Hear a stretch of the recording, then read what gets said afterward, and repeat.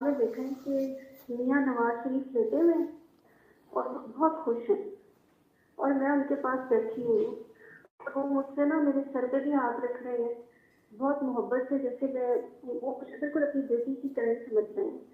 اور میرے کندھے پہ ہاتھ رکھ رہے ہیں۔ تو اس کے بعد نا وہ جیب سے نا 2,000 روپے نکالتے ہیں نئے نوٹ، اور مجھے کہتے ہیں کہ بیٹا میں نے نا یہ ابھی ان کا ایک بیٹا ہے حسین نواز، کہتے ہیں میں نے اس کو بھی دیے اور یہ میں آپ کو بھی دے رہا ہوں، یہ لے لو اور اس کا کھانا پکا کے نا تقسیم کر دو۔ تو میں دل میں سوچتی ہوں کہ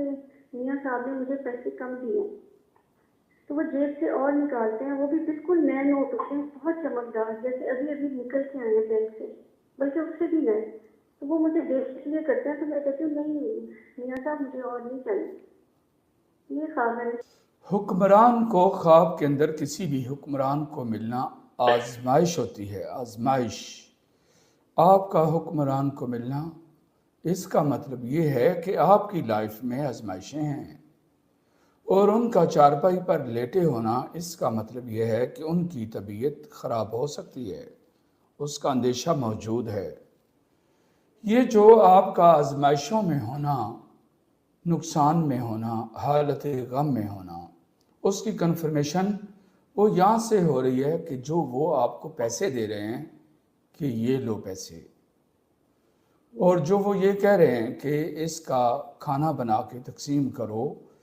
یہ بات اس طرف جا رہی ہے کہ آپ اپنے غموں سے نکلنے کے لیے اپنا فوکس چینج کریں اور اللہ کی راہ میں خرچ کریں۔ اللہ رب العزت چونکہ آپ علیحدگی لے چکی ہو، تو اللہ رب العزت یہ نہیں دیکھتے کہ اس بندے نے میرے راستے میں 10 لاکھ خرچ کیا ہے، یہ نہیں دیکھتے۔ وہ خلوص کو دیکھتے ہیں اور نیت کو دیکھتے ہیں۔ وہ یہ دیکھتے ہیں کہ اس کے پاس کتنے تھے جس میں سے اس نے 10 لاکھ میرے راستے میں میری مخلوق کے لیے خرچ کیا۔ اگر آپ کے پاس ہے ہی 100 روپیہ، اس میں سے 20 آپ خرچ کرتی ہو،